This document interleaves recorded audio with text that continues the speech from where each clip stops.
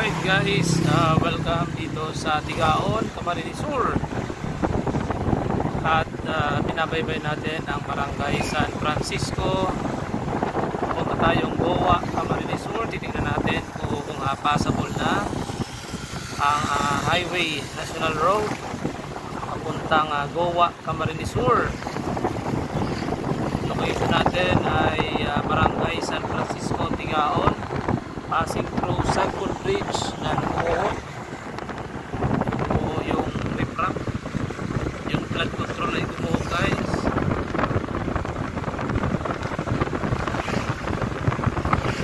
Makikita nyo sa ating kanan ang mga naputol na malalaking punong kahoy.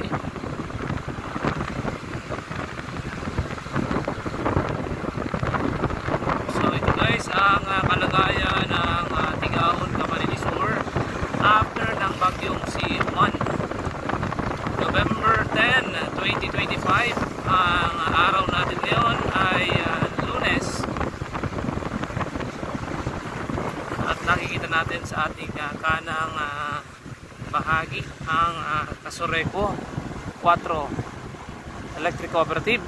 Nag-aayos na ng mga linya ng kuryente na napinsala ng bagyong C1. Passing through the San Antonio Elementary School, Barangay San Antonio, Tigaon, Camarines Sur. Ito naman ang covered court, Barangay San Antonio.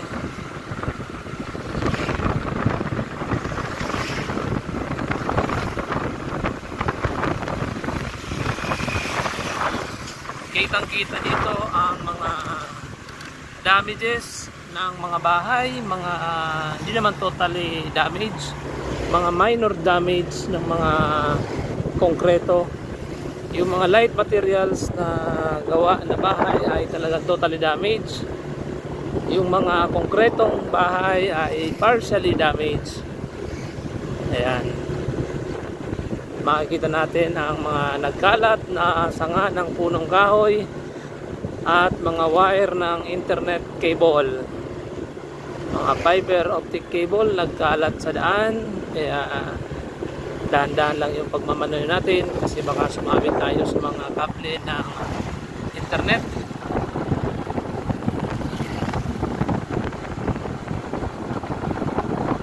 Ayan, mayroong natumbahan na kahoy ang isang bahay, natumbahan ng kahoy. Ito naman naputol na poste ng telco. Approaching sa boundary ng Barangay San Rafael, Tigaon, Camarines Sur. Ito ang Sitio Kaliguan.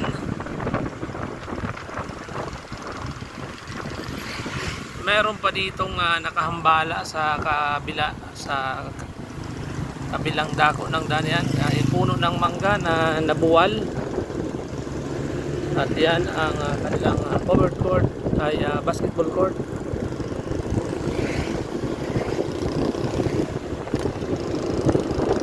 Location natin ay sa Barangay San Rafael, Tigaon, Camarines Sur, na makikita natin na madami din po ang damage na iniwan si Bagyong Juan. Tinawagan lang yung takbo natin kasi madami pong mga nakasayad na mga wire ng internet.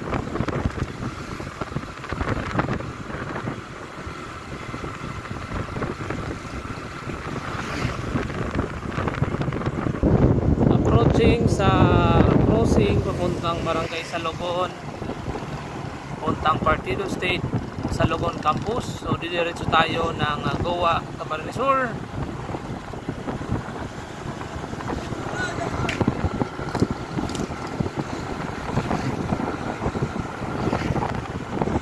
Ayan, may mga minor damage tayo nakikita sa mga bahay, natuklap ng mga bubong ng mga kusina, balkon. Putol ang wire ng mga street lights. Makikita natin ito, pinabagsak yung isang pagawaan ng motorsiklo yan. Yan, approaching dito sa sentro ng Barangay San Rafael, Tigaon, Camarines Sur. Ayan ang kanilang cover court.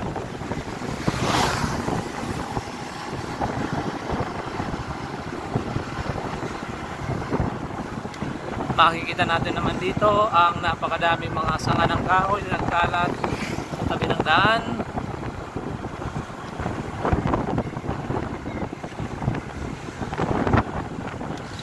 Wala pa rin po ditong kuryente. Yan, nagtumbahan ng puno ng sagi.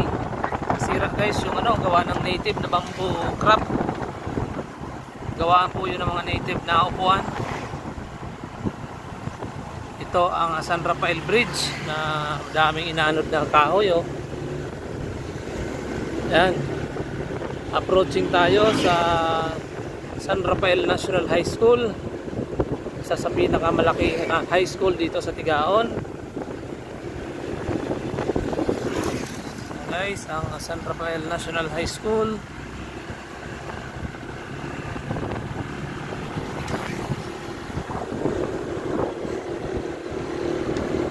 We are leaving Tigaon, Camarines Sur. Nandito na tayo sa Barangay Takbakan, Goa, Camarines Sur. So ito na po ang bayan ng Goa. Makikita natin sa unahan, yan, may malaking puno ng akasya dito sa highway na tumumba at mabuti naman po at na-chenso na ng mga taga DPWH. Ayan, ang laking kahoy ang natumba dyan, mga puno ng akasya. Ito naman dito sa tabi, natumbang puno ng akasya, salungat sa naman, puti hindi sa daan na tumumba. Ayan, nagkalat ang kable ng wire ng Kasoreko sa daan. Dito na tayo sa sentro ng Barangay Katagbakan, Goa, Camarines Sur. Makikita natin ang bakas ng baha dito. Ayan, makikita natin ang putik sa daan. Nakita natin sa video na ang lugar na ito ay binaha at nagbistulang napakalaking ilog. Magdadahan-dahan tayo dahil ayan, paputik po ang daan dito dahil binaha.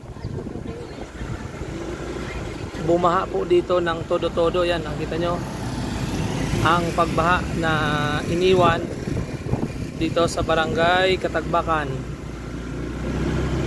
Ayan po ang ebidensya, ang makapal na putik sa gitna ng National Road, at dito po yan ang galing sa Katagbakan River.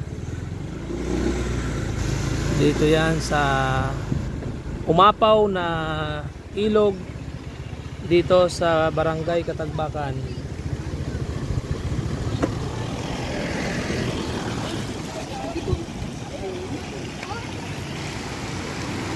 Approaching tayo dito guys sa Katagbakan River, Katagbakan Bridge. Ito guys yung sitwasyon dito.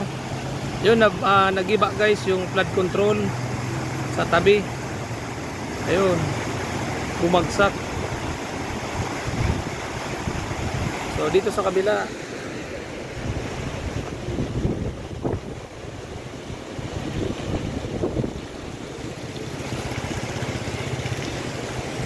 yan, ang kinakatayuan po natin ay ang Katagbakan Bridge, Barangay Katagbakan, Goa, Camarines Sur.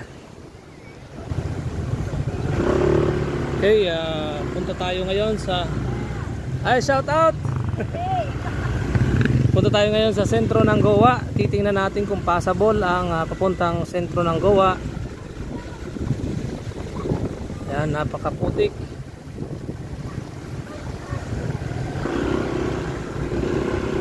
May halong putik at buhangin guys ang dadaanan nyo dito sa Barangay Katagbakan. Ayan, may tubig pa. May tubig pa guys, oh.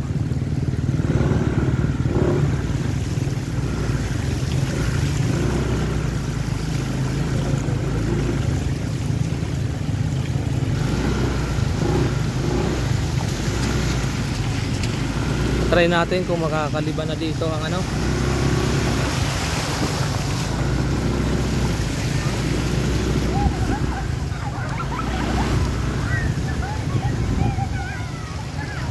Try natin. Sana ay makabalyo na kita.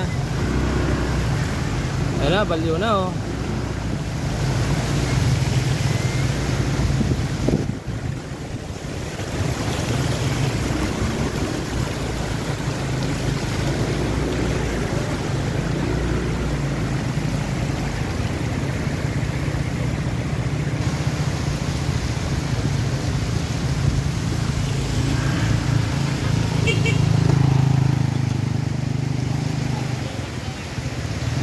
Guys, ang nangyari dito sa Barangay Katagbakan, grabe ang tubig, pero passable na po siya. Madadaanan na po ng motor at ng 4 wheels ang bahaging ito ng Barangay Katagbakan.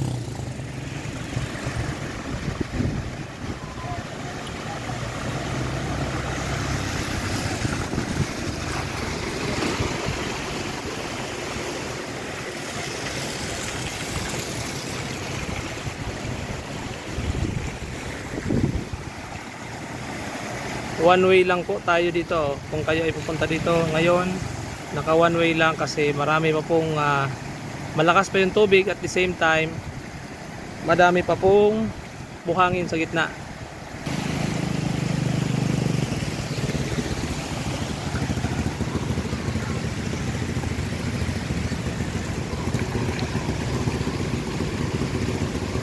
So ganito po ang sitwasyon dito.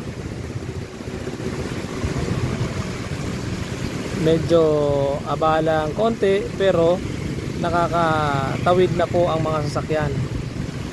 Manoy ko subago, dahil pa hindi na mabalyuhan. Anong oras hindi na balyuhan? Hindi na pumaga. Aga lang. Pasain man ang tubig, hindi ko subago. Dagan po. Daghan? Grabe. Maman inataw, daghan. Mahiman. So, sabi po ng mga taga rito ay ngayon na lang pong umaga na daanan kasi hanggang dibdib po yung baha dito. Di yan mga na-impound na auto nga nagrulubog sa baha yan. Ay ma, yan po, dahil matinagyan kang ikilang. So itong talagang sulog. Yan sa may dinner, dahil matinagyan. Ito tayo nakalipod sa building din ano. Hindi lang, hindi na matinagyan. Ayan guys.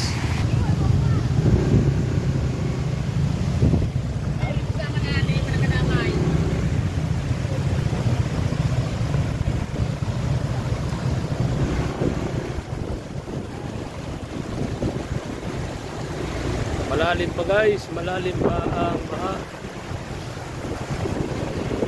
Dito tayo sa gitna dadaan oh.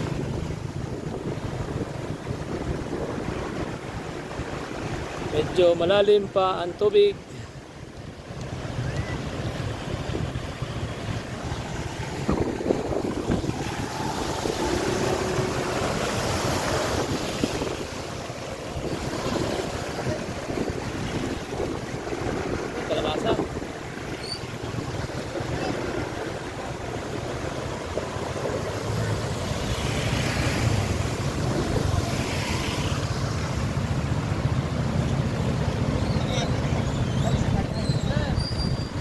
Shout out.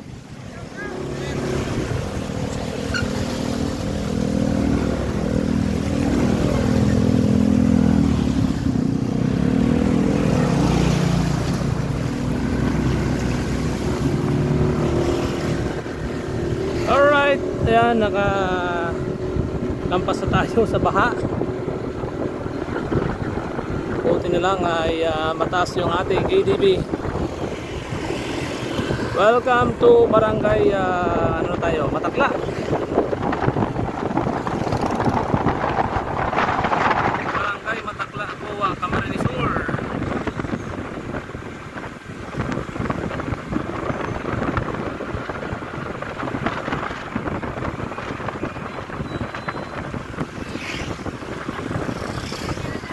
Yan, may mga nabuhal na puno ng kahoy.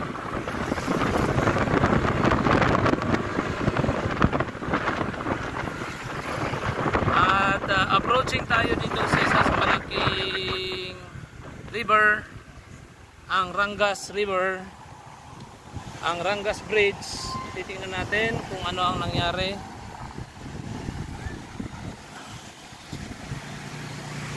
So welcome sa Rangas Bridge. Ayan guys, nasira yung flood control. Oh. Na totally damage yung kabila ng tulay. Shout out sa mga taga Barangay Matakla. Matakla na eh. Yes, sir. Nakiiling lang siya sa sistema ka. Tingnan natin guys ang sitwasyon sa baba.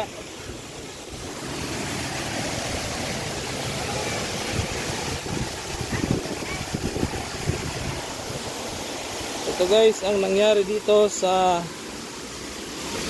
isa sa pinakamalaki naming tulay, ang Matakla Rangas Bridge. Ayan, nasira guys ang ilalim.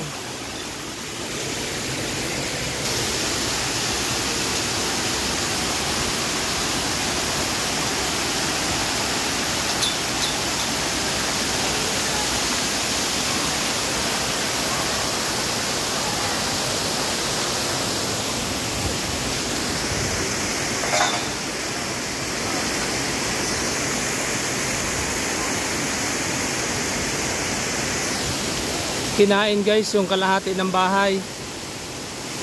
So yan, tinasalba nila yung mga gamit. Yan, rep. Nabukas naman na yun. Nabuka na, nabuka. Mauula. Mauula ang laog.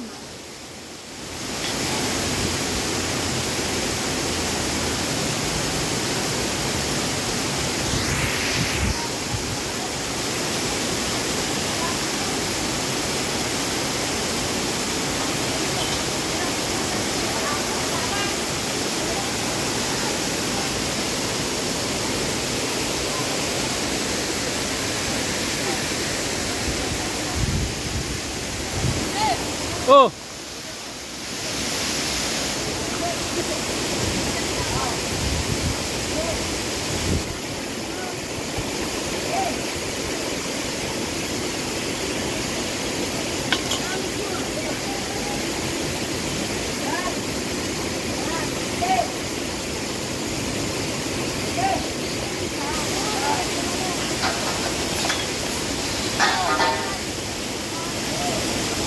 So ito guys, naputol yung dito, yung isa sa mga parang pumipigil ng tubig, flood control ng tulay dahil sa lakas ng tubig. Ito guys kasi yung pinakamalaking ilog na bumabagsak sa Mount Isarog.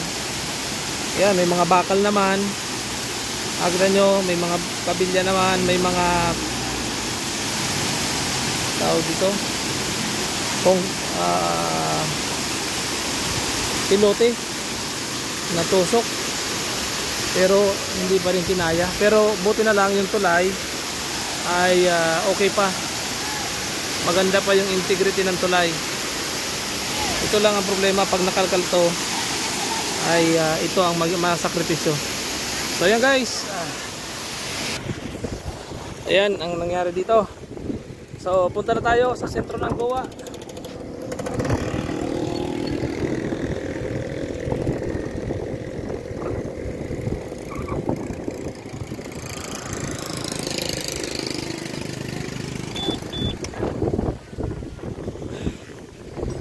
Punta na tayo ngayon sa sentro ng Goa.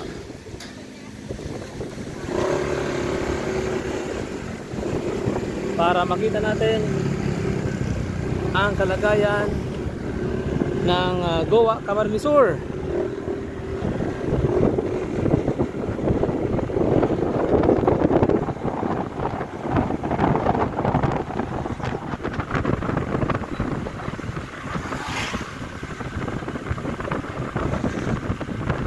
Ayan, nandito na tayo sa Barangay Matakla, Goa, Camarines Sur. Makikita natin dito na malabo pang magkakuryente guys, kasi yung mga secondary line, mga service drop wire papuntang bahay ay halos putol lahat. Yan, meron naman iba, lalong-lalo na yung mga nabagsakan ng puno na mga linya ng kuryente o linya ng papunta sa mga bahay. Yun po ang malalang na damage. At matagal-tagal po ito kasi hindi ito kayang sabay-sabay ng kasureko. Maging ang internet dito sa amin ay matagal-tagal po. Madaming naputol na main line ng mga internet provider. Ang naputol po ay yung mga main.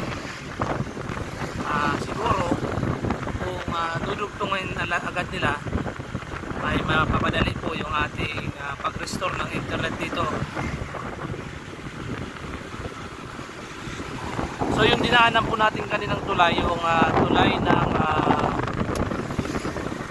Rangas, yun po ang pinakamalaking ilog dito sa amin na nanggagaling sa Mount Isarog. Lahat ng Mount Isarog tubig, majority ay doon bumabagsak, kaya ganoon po karami ang volume ng tubig na ibinabagsak ng ilog na yon. So approaching tayo dito sa boundary ng Goa, boundary papunta sa sentro.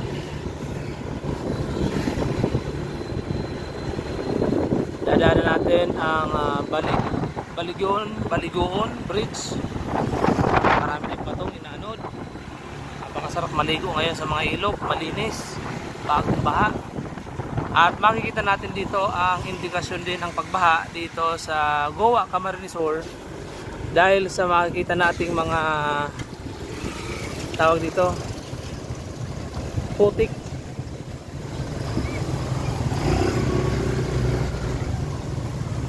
Ayan, ang daming putik na nagkalat sa daan. May halong buhangin, galing po ito sa mga ilog na umapaw. Yan, welcome dito sa Goa, Camarines Sur. Kitang-kita dito sa may Partido College. Approaching sa Partido College ang pinsala ng bagyo. At ito, kitang-kitang bumaha po dito sapagkat mayroong pang tubig na natira. Ayan, bumaha ang harap ng Partido College.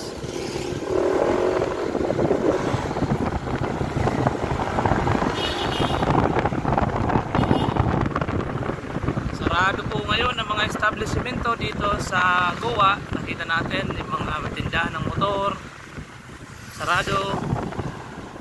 Bilihan ng manok, Crispy King, sarado din. Yan.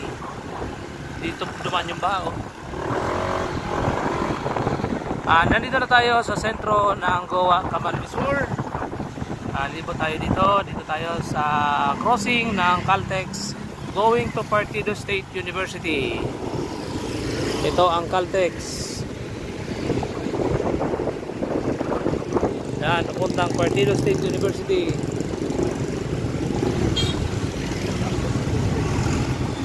Ito, RCF Central Point, binaha. Kitang-kita ang putik dito. Tapat ng land bank ay pati may video, sa may video binaha po. Ayan, maputik ang daan.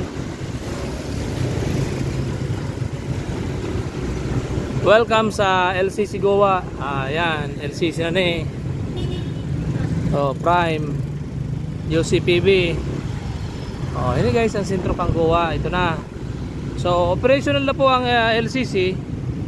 Ayan, bukas po sila. Yan ang nakita natin bukas dito, ang establishmento. Bukas din ang St. Daniel Pharmacy, bilihan ng gamot. 7-Eleven bukas din. South Star Drug bukas. Tingnan natin ang Prime kung bukas. Bukas din guys ang Prime Supermart. Jollibee sarado. Ayan, kitang-kita dito guys na bumaha dito sa sentro. Oh. Ang daming bato sa gitna ng highway. Madaming batong nagkalat, indikasyon na rumagasa dito din ang tubig baha. Bukas po ang mga grocery dito sa Goa. Ngayon ay November 10. Kahapon nangyari yung bagyo, November 9. At ito guys, ang sentro ng Goa, Camarines Sur.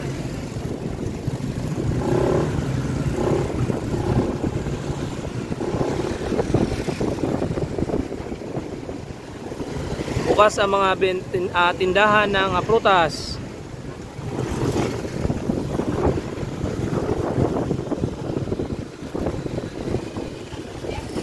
Arlinda Grocery bukas, Doña Linda bukas, yan. So marami po palang bukas na establishment dito. Pati ang poultry supply bukas din po.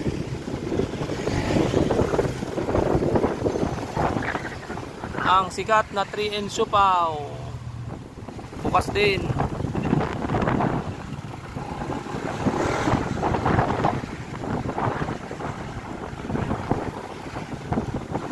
Tingnan natin ang Kulasi Bridge. Diretso na natin guys. Kulasi Bridge dito sa Goa, Camarines Sur.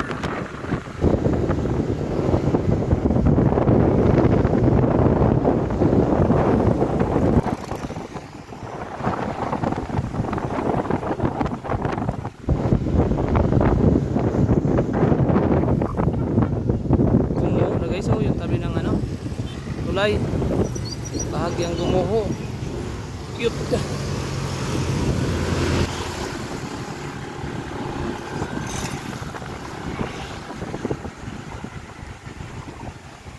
Ayan, mataas pa rin ang tubig. Papunta yan guys ng ano, hindi na tayo dyan liliban. Papunta yan guys ng terminal.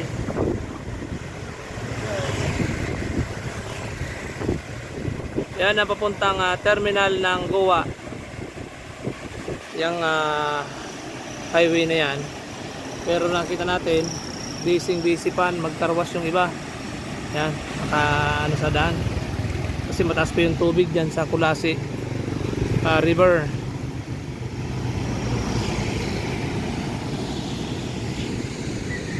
Oh, shout out sa duwang nakahuba. So yan guys, ang update natin dito sa Partido area. Update natin sa Tigaon at sa Municipality of Goa.